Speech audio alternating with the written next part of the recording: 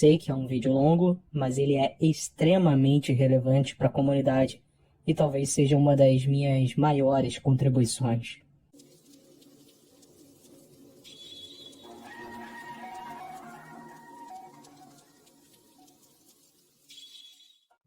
Voltemos um pouco no tempo, nas antigas civilizações. De uma maneira geral, como funcionavam os papéis de gênero em relação estrita ao casamento? Naturalmente, de maneira objetiva, a mulher era vista como um bem necessário para manter a espécie, ou seja, um ativo reprodutivo. Para o homem das antigas sociedades, o casamento tinha uma relação de empreendimento, já que seria a aquisição de um custo fixo, não só para a sobrevivência da linhagem, mas para expandir o poder do clã. Aqui é onde normalmente entra o discurso feminista de opressão, já que no patriarcado a mulher era um objeto reprodutivo e ignoram as relações de troca que esse tipo de empreendimento tinha. Dessa forma, a família tinha uma configuração onde existia um patriarca, fonte de recursos primário, o que tinha colocado maior capital inicial familiar, e a mulher, que entraria com capital reprodutivo. O homem assume mais riscos, pois ele entrava com o capital inicial familiar a curto prazo, ou seja, ele trabalharia para acumular recursos e estar pronto para iniciar a família. Enquanto isso, a mulher entra com capital a longo prazo, pois ela pagaria a parte dela dando filhos a esse homem que lá na frente seria fonte de recursos para a família. Ou seja, o homem precisaria prover recursos e proteção durante um bom tempo até ver o retorno do investimento que seriam os filhos, uma mão de obra para os negócios da família. Esse arranjo de casamento possibilitava a associação entre famílias e promulgava também a família estendida, levando à riqueza e prosperidade de todos.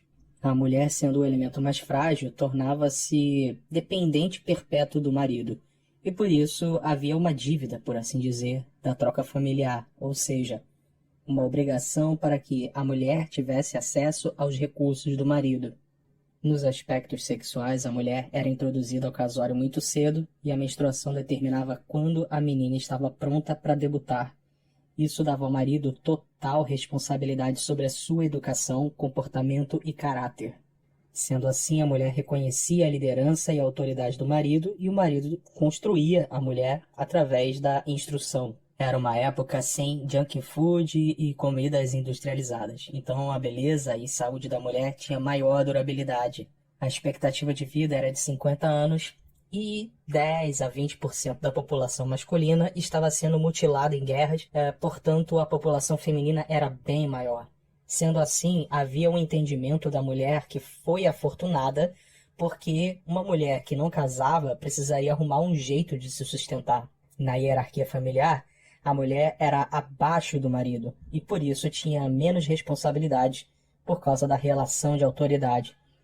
Se a mulher cometesse um pecado, cometeria um pecado contra o seu marido e ele a castigaria por isso. O divórcio sem culpa não existia, então a mulher não poderia deixar o marido por causa do tédio. Não há registros históricos de romantismo ou juras de amor até então, sendo o casamento um empreendimento, um negócio para a família realizado de maneira modesta e privada, sem um espetáculo de consumo extravagante. Até aqui vemos que não há uma clara influência hipergâmica a nível epidêmico, como veremos mais adiante. Por isso, minha investigação iniciará no nível psicológico, uma teoria de como os aspectos neurobiológicos influenciam na derrocada patriarcal e resultando numa sociedade genocêntrica. Veja, feminismo, tradicionalismo, tudo isso são apenas os sintomas de uma desordem daquilo que é natural, da posição dos papéis do homem, da mulher e da família. Mas também não posso ignorar que as ideologias não sejam uma ferramenta de engenharia social para a propagação de um comportamento adequado com o coletivo esperado.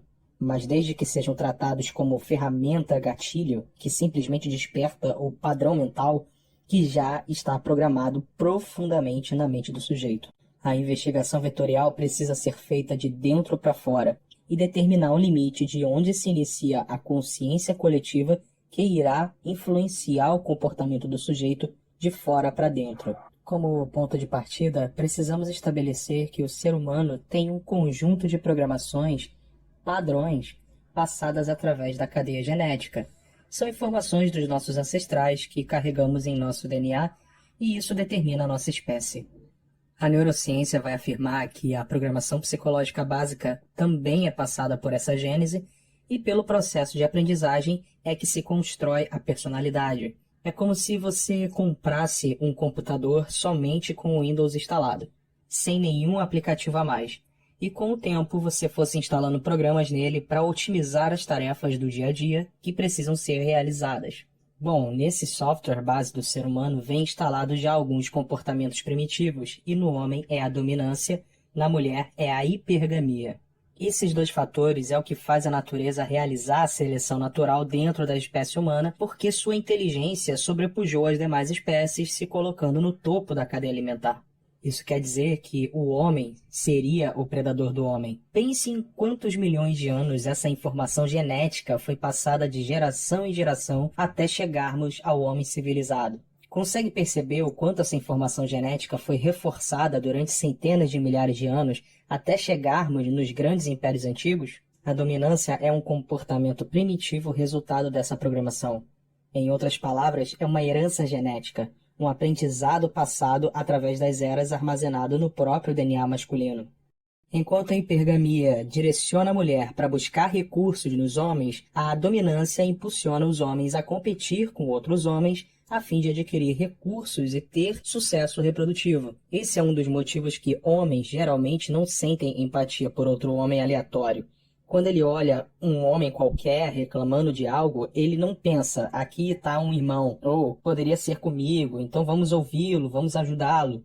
O homem geralmente não sente essa empatia por causa da competição contínua estimulada pela dominância. E mesmo que ele não esteja pensando conscientemente nisso, seu cérebro vai direcionar suas ações. O homem só consegue vencer esse instinto e trabalhar em conjunto com outros homens quando possuem um propósito maior ou um alto senso de compaixão, seja por uma ética filosófica, moral, religiosa, etc. Isso não quer dizer que ele estará imune aos impulsos da dominância, mas é provável que ele direcione esses impulsos para um propósito de vida. Existe um pensamento antropológico moderno de que a dominância faz parte de um contexto histórico-social. Eu já tendo a acreditar mais nas evidências biológicas que irão refletir no meio social.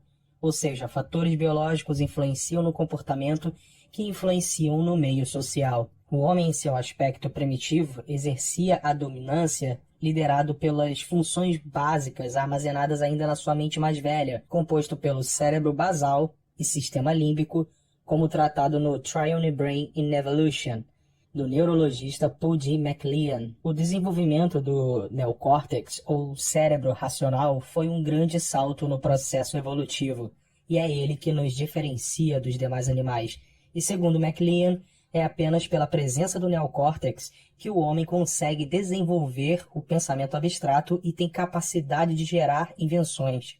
A mente racional também serve de filtro para as novas ideias que nos são apresentadas. É como um freio aos nossos impulsos primitivos. Por exemplo, quando alguém fica embriagado, isso rebaixa a influência desse filtro e a pessoa pode perder o pudor, lobo límbico, ou ter dificuldade de processar informações visuais, lobo occipital, ter confusão mental, lobo parietal, etc, etc. Ou seja, esse freio do bom senso está ligado com essa evolução. A partir daí, o homem foi identificando seus impulsos mais profundos e construindo um pensamento que controlasse esses instintos, definindo o que seria certo, errado e definindo uma regra moral que guiasse sua vida, uma regra que ele pudesse medir a si mesmo e aos seus princípios. E desses baixos instintos da dominância nasceu também os altos valores da dominância. Antes, a violência era praticada para copular com as fêmeas ou por território. Agora o homem só poderia usar de violência justificada, alinhada com a justiça e as regras que ele mesmo criou. Dessa forma, a coragem, que basicamente é o desprezo pela morte e pela dor, era uma característica que todo homem deveria ter, e especialmente na Roma antiga, onde o conceito de virtus era o que diferenciava um homem nobre de um homem fraco. Podemos perceber que hoje não há qualquer herança da cultura romana. A glória em batalha ou por fazer algo grandioso pelo seu país foi substituído convenientemente pela bravura de construir recursos para dividir com a sua esposa. Dizem, não seja covarde, colocando a coragem que falavam os romanos no mesmo patamar de uma mera validação social que dita que um homem bem-sucedido é um homem casado. Outras virtudes cardinais, como a justiça, prudência, autocontrole, corroboram também com o arete dos gregos, que é a excelência de uma vida com propósito, utilizando todo o seu potencial. Para aquele que constituía a família em Roma, possuía um título, o pater familias. A esposa, filhos, recursos financeiros, bens materiais, tudo era potestas, um direito adquirido do homem como autoridade da família. As virtudes femininas para a antiga Roma era a modéstia e a caridade. Conclui-se que a dominância ou comportamento primitivo do homem, enquanto espécie inferior, foi controlado e domado pelo homem superior e estimulado, ou melhor, severamente cobrado dos outros homens que seguissem tais condutas, elevando o comportamento do homem e a sua moral, alcançando o respeito da própria sociedade e por proceder desse jeito ele era recompensado. A sociedade já era mais condescendente com a mulher, já que delas era esperada a modéstia e a caridade para ser considerada virtuosa. É o que eles chamavam de pudicitia, e que herdamos essa palavra na nossa língua como pudica. Veja que nos papéis de gênero, na sociedade romana, eram muito bem definidos as diferenças biológicas e psicológicas. Isso tudo era levado em consideração na construção da sua cultura. Com isso, as responsabilidades civis eram cobradas do homem, não da mulher, que respondia ao seu marido, pois estava acobertada sobre o seu domínio. Essa cultura não nos foi dada de herança, já que, para os humanos atuais, esse tipo de relação era muito extrema, muito retrógrada. Essa cultura foi completamente subvertida após a queda do Império Romano, e na Idade Medieval, outro tipo de comportamento começou a surgir: o amor romântico.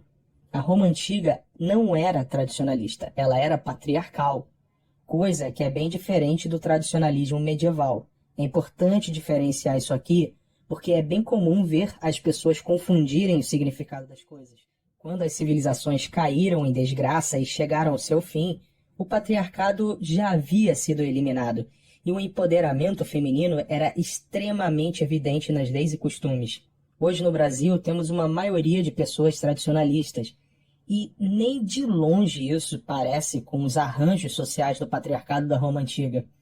Mesmo que os tradicons digam que a nossa cultura tem a base de lá, não passa de uma falácia para evocar uma sensação de legitimidade na sua luta para defender o fracassado tradicionalismo. Eu não vejo nem a sombra, nem a penumbra, nem sequer um fio de cabelo da Roma e da Grécia Antiga aqui no Brasil.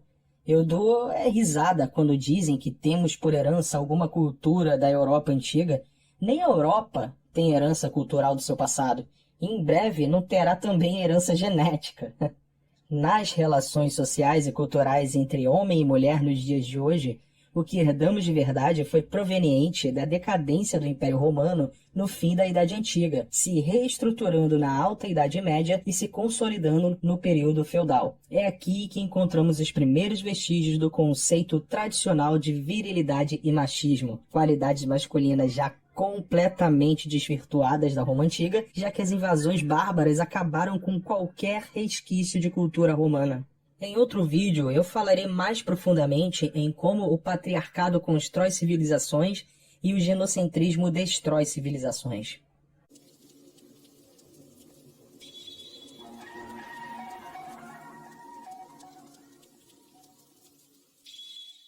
Tenho para mim que as raízes do genocentrismo encontram-se na própria natureza do homem, naquilo que eu chamo de indulgência patológica, que é uma tendência inconsciente do homem da confiança, condescendência e comiseração para as mulheres, em geral, enquanto não possui nenhuma empatia com os outros homens. Enquanto a dominância do homem racional os estimula às conquistas e à construção de um caráter superior, o homem primitivo, proveniente de sua mente mais profunda e mais velha, entra em conflito com a razão. Veja, a teoria da mente triuna dita algumas regras mentais que eu devo considerar em minha análise. Para que fique mais claro, preciso nomear as três mentes de maneira mais popular e assim facilitar o entendimento. Nossa mente é dividida em inconsciente, subconsciente e consciente. Para fins didáticos, usarei essas terminologias. Como disse antes, o cérebro basal, ou reptiliano, corresponde ao inconsciente, o cérebro límbico, o subconsciente, e o neocórtex, o consciente. Imagine que sejam três irmãos, sendo o inconsciente o mais velho, o subconsciente o irmão do meio e o consciente o irmão mais novo. Apesar da interdependência, as três mentes operam de maneira hierárquica. Então, não importa o quão racional você se define, quem vai dar a palavra final será o seu cérebro emocional. A mente emocional, ou subconsciente, e aqui engloba o inconsciente, foi quem nos guiou durante todo um processo evolutivo e sua função principal era a nossa autopreservação, e isso inclui também a reprodução. Enquanto o Homo sapiens sapiens, após o despertar da nova cognição, ou neocórtex, foi a época em que começamos a justificar as nossas emoções e nomear tais emoções com aquilo que chamamos de sentimentos. Mas então, o que é a emoção? A emoção é a reação do corpo. Por exemplo, quando estamos angustiados, sentimos um aperto no peito. A angústia é o sentimento. O aperto no peito é a emoção. Agora, por que estaríamos angustiados? Esse é o momento que o cérebro racional irá justificar analisando os dados evidentes e apresentar um resultado. Então, a relação subconsciente e consciente é assim. Existe um padrão emocional instalado no seu subconsciente e ele tem um gatilho. Quando ele é acionado, o corpo sente o estímulo e reage, e a mente racional justifica aquela emoção. Com esse fluxo explicado, agora você entende por que você tomou uma decisão que aos olhos de qualquer um parecia estúpida, mas para você fazia sentido.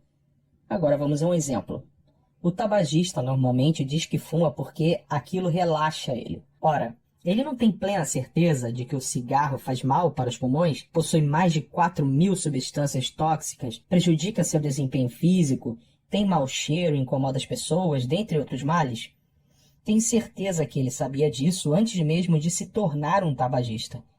Isso está impresso em todos os cartazes, inclusive nos maços. Então por que diabos ele começa a fumar? Ele diz que é para relaxar, que isso ajuda a pensar, que ajuda a descansar depois de um dia estressante. Isso é a mente consciente criando a justificativa para uma demanda emocional que ele não entende, porque a emoção é algo ilógico. A mente subconsciente tem uma linguagem estritamente emocional, então ela não consegue se comunicar com a mente consciente na mesma frequência. Então a mente racional inventa qualquer coisa. Mais detalhes no vídeo A Engenharia da Mente, que eu vou relançar aqui, porque eu não quero me alongar num assunto tão complexo, mas isso que eu expliquei de maneira simplificada está de acordo com a neurociência, que é uma área que eu sou entusiasta. Por causa do dimorfismo sexual fazer a mulher mais frágil fisicamente que o homem, por sua vez, desenvolveu uma prática de autopreservação que está instalada na sua herança genética. Assim como o homem possui a dominância, a mulher possui a hipergamia.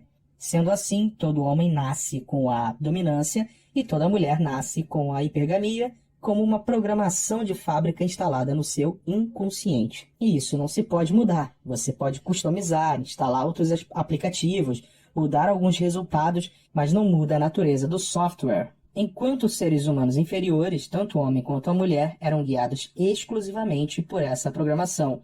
Mas quando houve o despertar da consciência racional, o homem tratou de domar os seus instintos baixos, fosse através de uma lei moral, uma lei divina, uma ética filosófica, e fez isso basicamente por causa dos aspectos comportamentais provenientes da dominância. A consciência de matilha, que no Sapiens foi transmitida para a consciência de tribo ou comunidade, o que faz o homem preservar aquilo que ele construiu e pensar a longo prazo.